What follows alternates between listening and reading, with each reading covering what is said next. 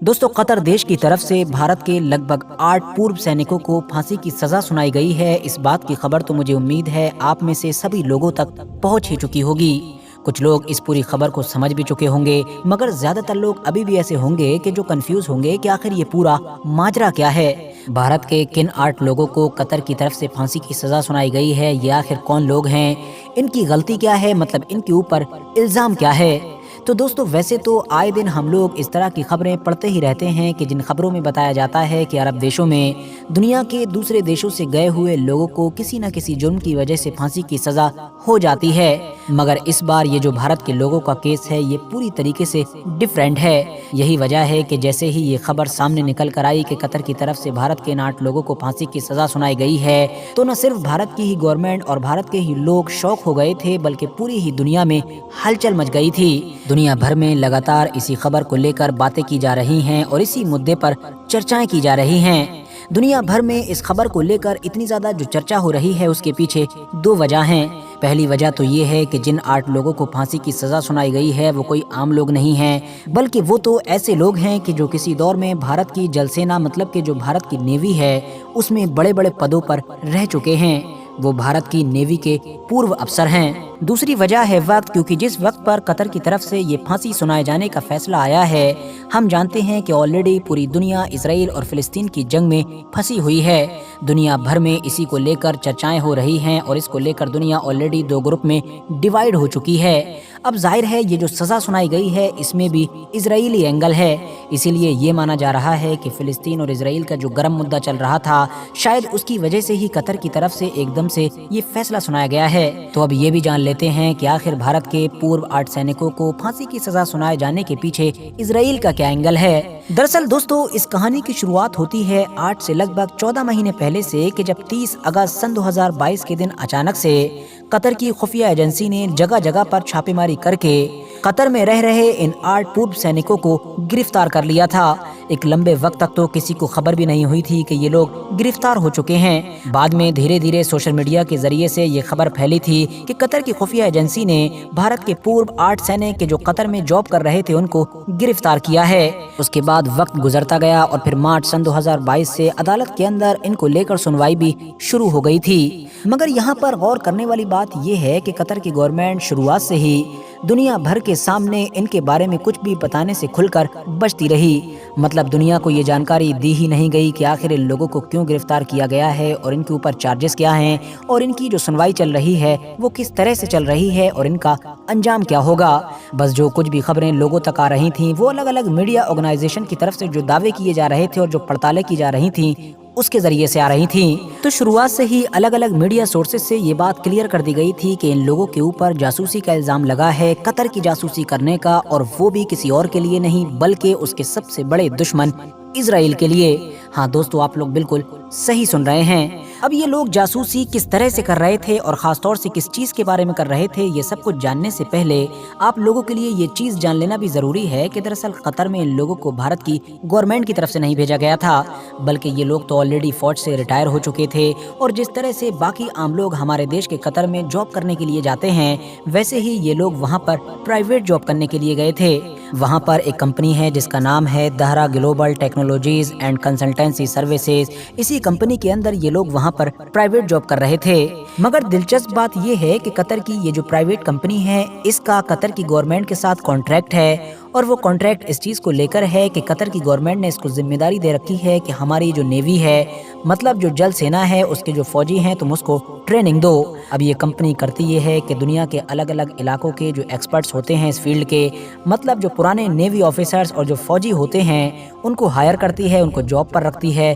और फिर उनके जरिए से जो कतर की नेवी है, जो जल सेना है, उसको ट्रेनिंग दिलवाती है। और इसी काम के लिए ही इस कंपनी ने दस्तूर के मुताबिक इंडिया के भी इन 8 लोगों को जॉब पर रखा था, और ये 8 ही लोग इस कंपनी के जरिए से कतर की जो नेवी है, जो जल सेना है, उसको ट्रेनिंग दिया करते थे। वैसे तो जैसा कि मैंने आपको पहले ही बताया कि ऑन रिकॉर्ड कतर गवर्नमेंट की तरफ से अभी कुछ भी क्लियर नहीं किया गया है कि आखिर इनके ऊपर कौन कौन से चार्जेस थे और इनको ये मौत की सजा सुनाई क्यों गई है, पूरा बारीकी के साथ मैटर क्या है। मगर मीडिया के जरिए से ये बताया गया है कि अपनी ड्यूटी करते करते इन लोगों ने इजराइल की तरफ से कतर की जासूसी करना शुरू कर दी थी। ये लोग कतर से खुफिया जानकारियां जुटाया करते थे और फिर इजराइल को पास किया करते थे। स्पेशली कतर का जो एक स्पेशल बड़ा प्रोग्राम चल रहा था कोई सबमरीन से रिलेटेड, जिसके तहत वो इटली से कोई बातचीत कर रहे थे और कोई बड़ी सबमरीन पर काम कर रहे थे, उससे रिलेटेड भी ये लोग इजराइल के लिए बड़ी तेजी के साथ जासूसी कर रहे थे। फिलहाल मीडिया के मुताबिक बाद में कतर की खुफिया एजेंसी की नजर इन लोगों के ऊपर पड़ी और बाद में फौरन उसने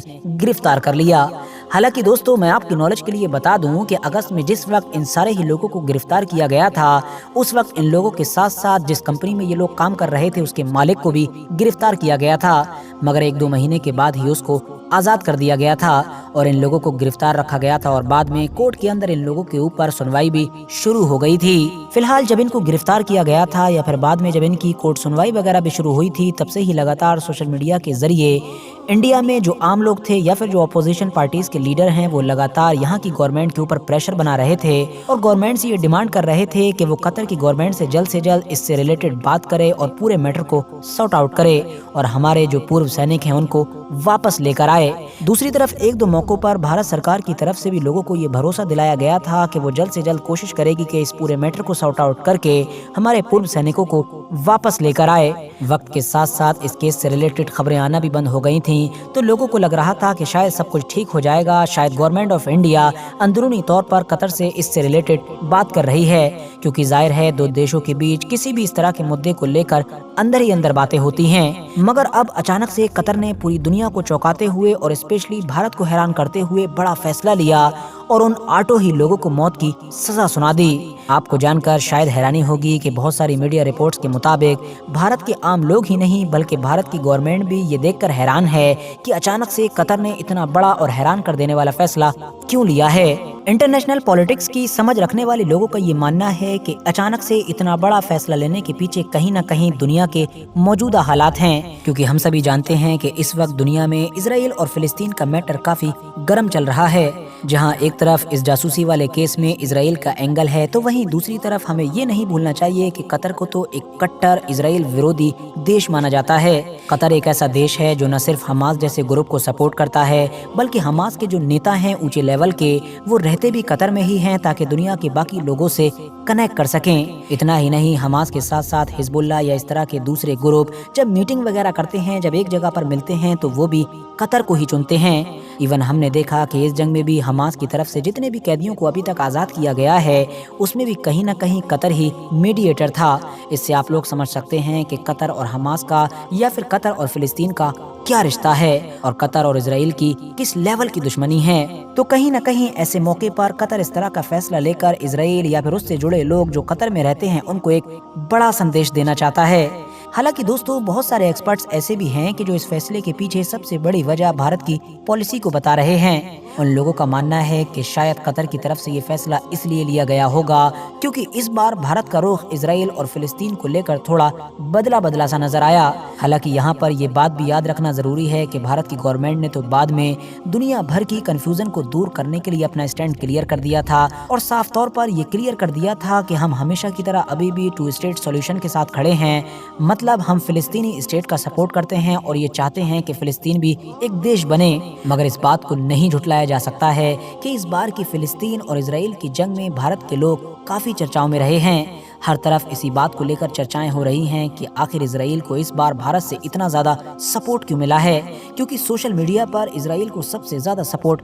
भारत से ही मिला था। इतना ज्यादा सपोर्ट कि शायद खुद इजराइल के लोग भी इस चीज को देखकर हैरान थे और बार बार अलग अलग तरह से भारत के लोगों का सपोर्ट के लिए शुक्रिया अदा कर रहे थे। इवन बाद में तो कुछ मीडिया हाउसेस की तरफ से ये भी दावा किया गया था कि इस जंग के शुरू होने के बाद इजराइल के फेवर में और फिलिस्तीन के खिलाफ जो मिस इन्फॉर्मेशन फैली थी, यानी कि जो फेक न्यूज फैली थी, वो भी सबसे ज्यादा भारत से ही फैली थी। लेकिन दोस्तों, ये भी सिर्फ एक ओपिनियन ही है, वरना अचानक से कतर की तरफ से लिए गए इस फैसले के पीछे मेन वजह क्या है, ये तो अभी तक क्लियर नहीं हो सका है। साथ ही साथ इन लोगों के ऊपर किस तरह के चार्जेस लगाए गए और वो चार्जेस साबित हो भी सके या फिर नहीं, ये सब कुछ भी अभी हम लोगों के सामने नहीं आ सका है, क्योंकि कतर की गवर्नमेंट या कतर की कोर्ट ने अभी तक खुलकर कागजी तौर पर कुछ बताया ही नहीं है। सब कुछ मीडिया के जरिए से ही चल रहा है। बाकी सामने निकल कर आएगा तो आप लोगों को जरूर अपडेट करूंगा। آج کی اپنی ویڈیو کو ہم یہیں پر ختم کرتے ہیں۔ ویڈیو پسند آنے پر نہ صرف ویڈیو کو لائک کریں بلکہ اپنے فرینڈز کے ساتھ بھی ضرور شیئر کریں، اور اسی طرح کی نالجبل اور ہسٹوریکل ویڈیوز ہمیشہ دیکھنے کے لیے ہمارے اس چینل کو سبسکرائب کرنے کے ساتھ ساتھ بیل آئیکن کو بھی ضرور پریس کریں۔